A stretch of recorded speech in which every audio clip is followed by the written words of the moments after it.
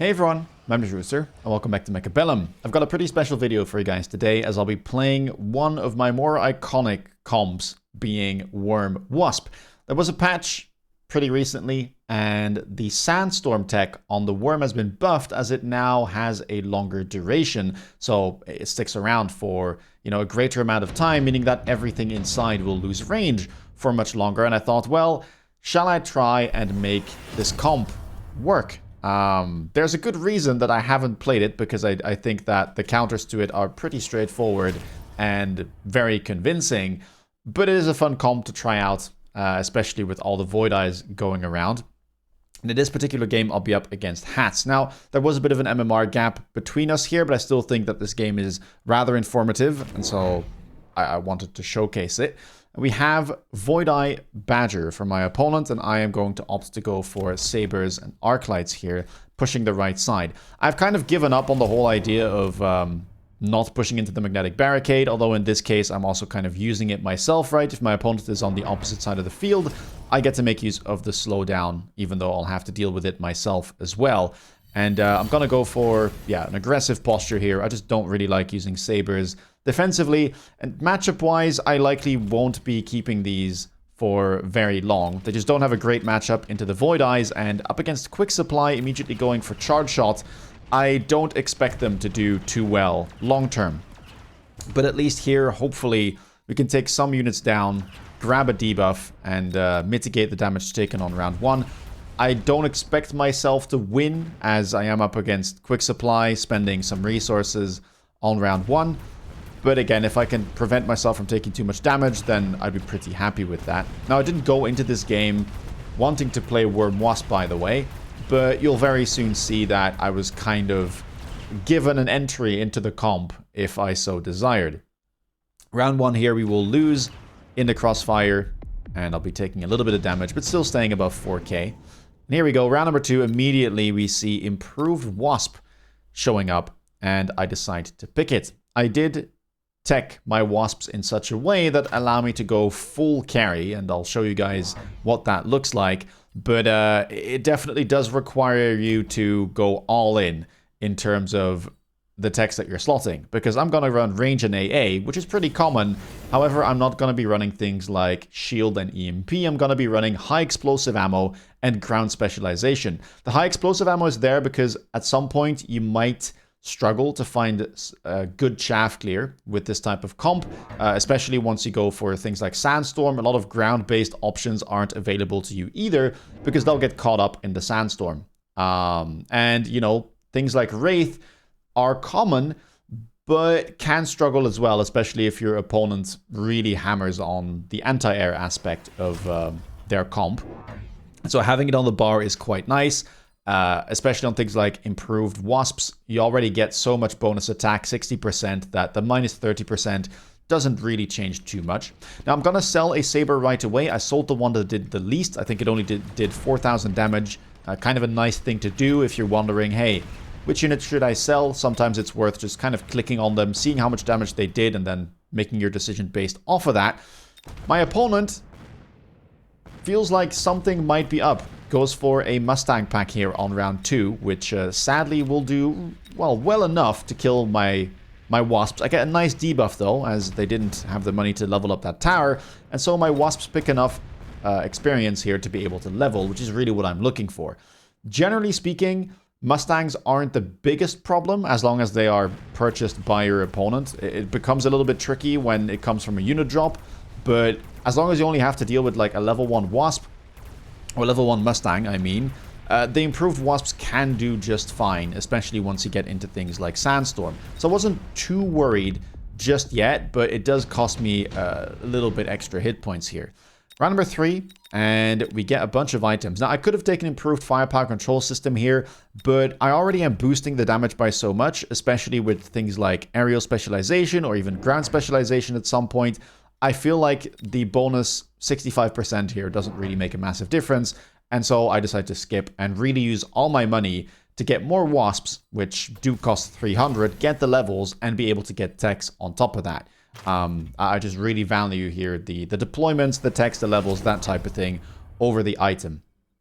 So I'm going to go for another wasp. and I'm going to immediately range it, and I was not expecting this whatsoever from my opponent, who went for improved Wraith and sold their Mustang, which definitely caught me off guard. Now, I would not recommend this whatsoever, but this player happened to come into the stream after the game happened and said that they thought improved Wraith was a good counter to improved Wasp, which is not the case, but I think it serves, you know, as a good example here of what can happen. Now, of course, I ranged my Wasp, so I have a slight advantage, and level 2 Wasps really packs a punch.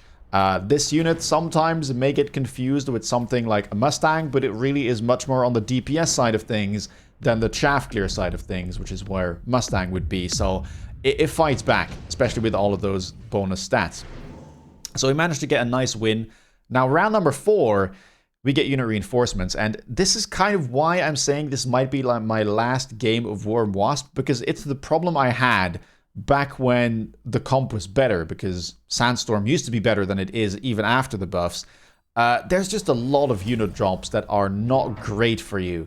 Fortress AA Mustang is my preferred counter to this strat, and I have struggled greatly to be able to deal with it, and a lot of unit drops tend to give you that type of stuff. Fortress is relatively common here on round 4.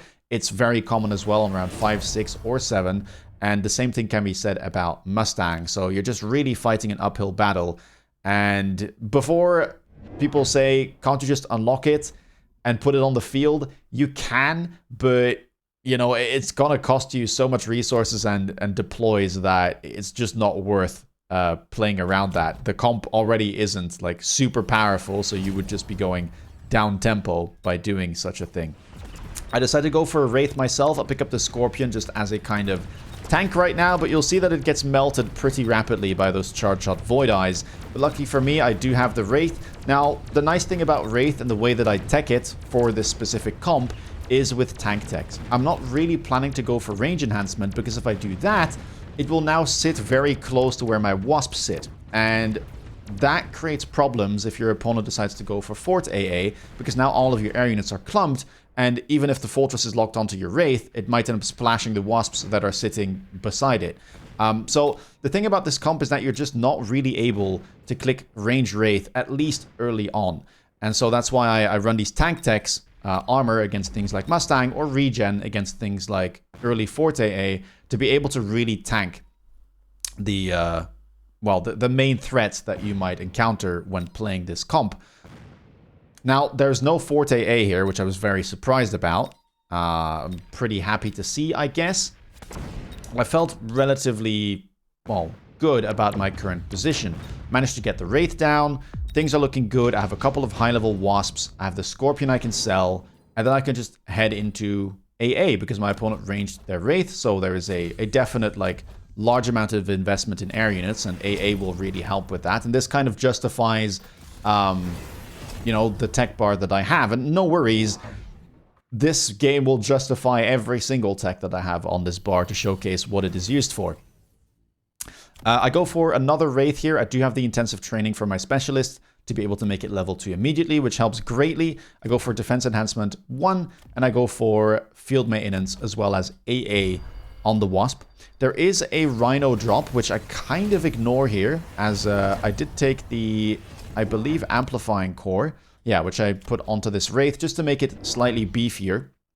And now my opponent goes for aerial mode Void Eyes to be able to contest the Wraith, which I thought wasn't the best solution necessarily, considering I am very likely to go for AA Wasp, but at the same time, Charge Shot Void Eye has incredible DPS, and considering Charge Shot had already been teched, you know, if they manage to range them and keep them safe, they will be able to take down my Wraith.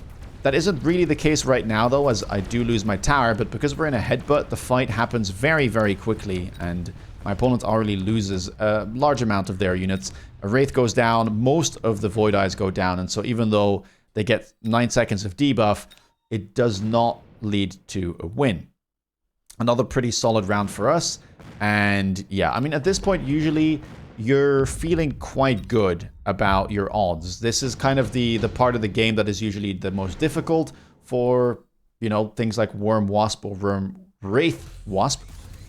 But once you get through the early stages, you get a couple of wasps with levels, and you've gotten, you know, the first techs going, things usually get a little bit easier. Now, we do get range enhancement from our opponent on the Void Eyes, realizing that they need to keep them safe, which is a good move. Trying to make sure that, you know, they can actually survive to take down my Wraith, and then hopefully the Wraith can take down my Wasps, which have grown very large. Level 4 now, I grab a laser sight from the unit drop, or not the unit drop, the card selection. And yeah, we're looking at 135 range, and that is without the aerial specialization bonus. It is round 6. I am loaning, mainly because I wanted to be able to afford all of the different things here. The levels, I wanted to buy another Wasp and grab the attack enhancement, and I couldn't do all of that without skipping a deployment or loaning. So in this case, I'm pretty happy to loan. Temp range helping greatly, but as you can see, the Void Eyes do manage to lock onto my Wraith and take them down. Thankfully, we trade back and we kill the opponent's Wraith, so that gets rid of the anti-Wasp units on that side of the field. But still, some of the big units on my board got taken out, and I won't be dealing the greatest amount of damage. I haven't gotten into Worm, by the way, yet, because there weren't any ground units, but that is where round number 7 comes in. As the Mustangs have been taken off the field, they now can appear in unit drops again. And so now we have double level 2 Mustang showing up.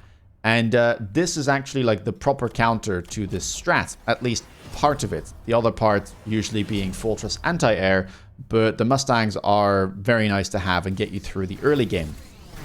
So now suddenly I'm dealing with quadruple Blue Stang with range, which is a problem. None of the unit drops here really help me. I need Sandworm, if anything. So I'm just looking to sell. And if I'm looking to sell, the Farseer sells for the most, 600 total, and it's free to pick up. So the sell value will be the highest. I will have to sell it across 2 turns, though. So you can see that I pick it up. I sell one of them, and the other is just kind of going to sit here as I buy more Wasps.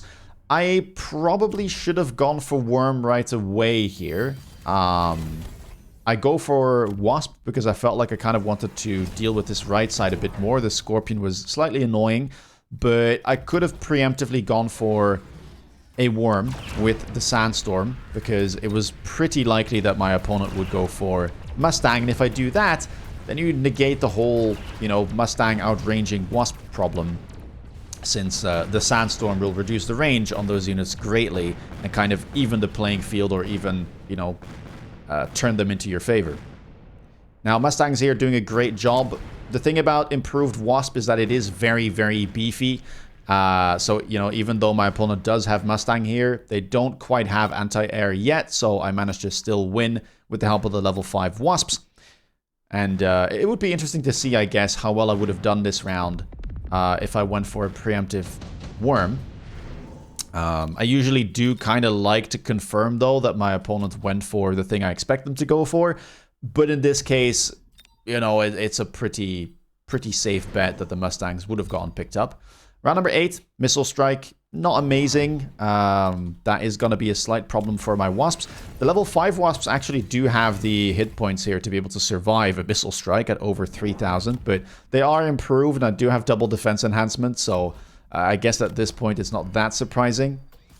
And I decide to go for the Overlord, the mobilized battleship in the back. Opponent does go for double Fang, though, and respects the fact that this is an option. Now I go for the Worms with the Sandstorm. So what changes that previously, I believe the Sandstorm only lasted for 5 seconds. This has now been buffed up to 7 seconds. It's nowhere near what it used to be when it first got released. And I think back then it was 10 seconds. So yeah, it lasted for a really long time. And this persists after the Worm dies. So it's a bit different from other Sandworm-based comps where here, yes, it's a frontliner, but you don't mind so much that it dies, because even after it dies, the Sandworm is, or the Sandstorm is still there to help you out. And yeah, you can see here, Sandstorm triggers, quite a few of the Mustangs get caught outside of it. AA Mustang now has been picked up, though, which allows some of the Mustangs to sit outside. My Overlord is going to get distracted, and even though I do get a debuff, it's a bit late, and most of my units have already died. Void Eye is doing a great job of taking down most of the Sandworms I have, and while the right side is getting in, now chaff clear is starting to be a little bit of an issue. And this is why I run high explosive on my Mustang, because as I mentioned, chaff clear can be a little bit of an issue, right? Wraith is kind of the only thing that's playable, but you don't want to go for things like range because, well, I mean, if your opponent has sufficient DPS, your Wraith will often go down, and yeah, there is always the clumping aspect of things as well. So high explosive kind of just mitigates the whole issue, and sometimes it allows you to simply play nothing but Sandworm and Wasp, and just fully, you know, leave out the Wraith. Especially if your opponent doesn't go for things like Forte A, you don't really need the Wraith to tank. I'm gonna go for more worms here, level 2. I'm not clicking high explosive yet. I had multiple problems here that I needed fixing. I felt like, 1, I want more Sandstorm, and I want more frontline, and 2, I kind of need more chaff clear. But I was hoping that with the amount of wasps I had, if I can just make sure that they survive longer, they'll get through all of the enemy units. You do get more unit reinforcements, nothing here that I really want, so I pick up the Typhoon to just sell it in one turn and get as much money as possible. Opponent goes for backline steel balls from the unit drop, which is rather solid. Range and kinetic charge will really make sure that they have plenty of range to be able to take down the higher level sandworms. And yeah, I mean, now suddenly we've got a game on our hands. Opponent down to, you know, about 1,000 hit points, but this is not really close to being over. Mustang's now also quite capable of taking down the Wraith. I could click armor, but I feel like at this point it's a little bit of a waste, especially with the Void Eyes being so high level, with the charge shots, with how long they're surviving. I don't think it would really make a massive difference, so I would much rather invest into either more Wasp techs or more worms. And yeah, I mean, these steel balls are kind of crazy right now, as I will be losing this round, and now I felt like things were slipping a little bit. That did not look too great, and I've got a couple of problems to fix. Another missile strike shows up, and, well, some of my wasps are able to survive. I think it's just these two. I will have to gamble and perhaps beacon another wasp. The downside of having to run this tech bar is that you don't have shield, which you could run, but then you're gonna run into problems with other stuff, right? If you don't run a high explosive, you don't have as good a matchup into Mustang, because high explosive does help killing Mustangs faster. If you don't have ground spec, killing high level forts is gonna be an issue. And yeah, well, the rest is kind of, you know, logical. AA you need against aerial units, and range you just need to begin with.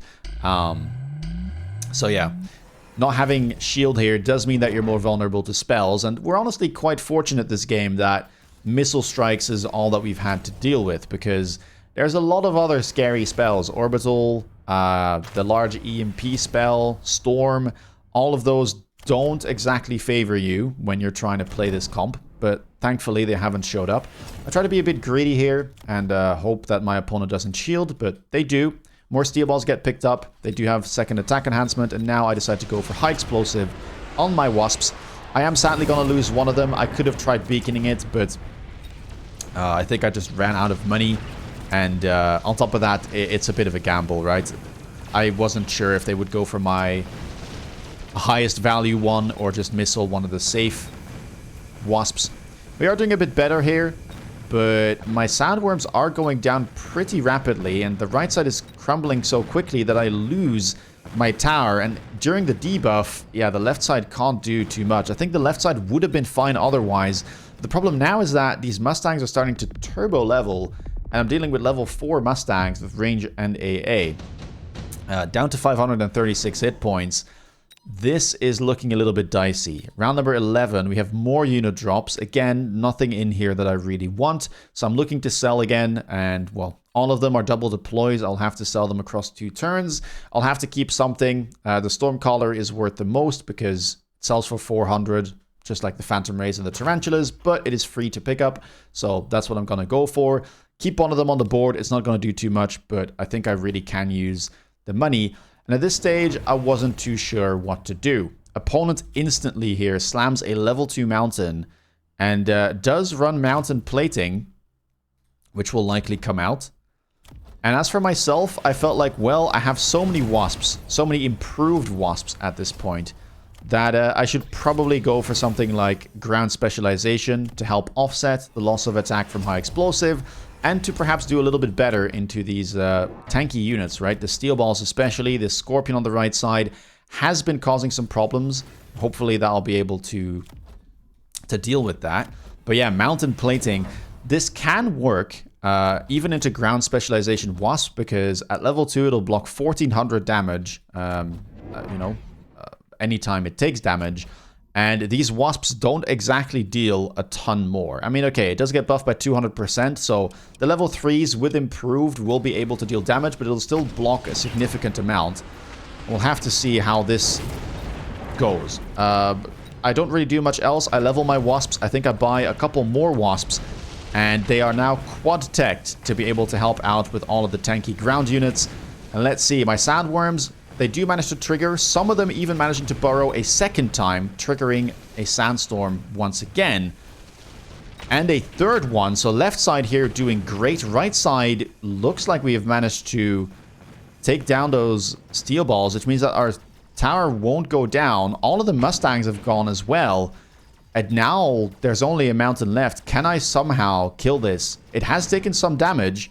During the debuff, of course, we deal less. But it looks like we have enough here to take that down and barely get the victory with 100 hit points to spare. Very, very close game. And yeah, I mean, a very cool comp. I still love it when it works, but it is a rough one to make happen. I tried this multiple times before we had this game, and it is a struggle. There are, again, a lot of unit drops that do not favor you. This game as well, the Mustang certainly made a big difference. And yeah, you can end up struggling a lot. But, you know, eventually you might get there. What should my opponents have done here? We can try and take over from their spot, and honestly, probably just play more Mustang. This is kind of a thing. Let's take the unit drop here as well. Sell, maybe put this on the right side. Level the Mustangs. Definitely want a loan. Definitely want to go for temp range. We can missile this wasp over here. There are no spells that we need to deal with, so I don't think I need to shield myself. I'm just going to buy triple Mustang in this instance. We have a lot of money on our hands. Let's say that we stack one side. We need a Mustang maybe somewhere over here, maybe a Mustang over there, and then another one all the way back here. And let's see how this would do. We have a ton more money left. We could even click AP, which I don't run myself, but my opponent did. And then we can just try and probably missile a whole bunch of these crawlers at the front. Which leaves us still with a little bit of money. I could just level the steel ball. I could go for a shield. Let's just do this and call it a day. See what happens. Subterranean Blitz does get picked up here, but a high-level Mustang or a high-level Wasp will go down right away. The right side will probably still end up losing, as there are a lot of units to deal with, but the steel balls are doing a pretty good job so far of killing the worms. Left side has managed to go through as well. There is still a Wasp pack left, but that will go down. Right side indeed collapses, but now the Mustangs kind of shift across. I get a debuff. Counter debuff might come through, but that doesn't look like enough Wasps to do much. And I think we only needed 500 damage or so, which means that this would have been lethal on the final round. We can go back to watch the replay. But yeah, indeed, 536 would not have been enough here to survive. So there was a win, kind of in classic Mechabellum fashion, right? So just buy more of the units that you already have, especially if they're high level and double or even triple teched. That tends to do a bit better, but yeah, a fun one. You know, a nice showcase of a comp that doesn't really show up that much, but perhaps there's a good reason for that. If you happen to face this on ladder, my advice would be just, you know, go for Mustangs with range early and then grab the fortresses, press AA, and you should be good to go. Especially if your opponent doesn't have HE, chaff can be a massive problem too. And yeah, that's about it. If your opponent goes for Wraith, you can either go for something like Phoenixes, which would sit outside of the smoke, because the smoke only, or the sandstorm only affects ground units, not air units. which I didn't mention, but that's why this comp is a thing. You're trying to avoid the sandstorm whilst staying in the air. And yeah, I guess the final thing is also shields do not block this ability. So it is quite strong. It just goes through everything. There is no real counter to it aside from making sure that the Sandworm basically doesn't get too far onto your board and catches all of your units. Anyway, I hope that you guys enjoyed this video. If you did, please leave a thumbs up. Let me know down in the comments below what you thought about it. Have you tried out Sandstorm after the buff, or have you been playing something different? Be sure to tell me. If you want to stay up to date with my latest content, please consider subscribing. And if you want to see me play live, check me out on Twitch. With that being said, take care, guys, and see you in the next video. Bye-bye.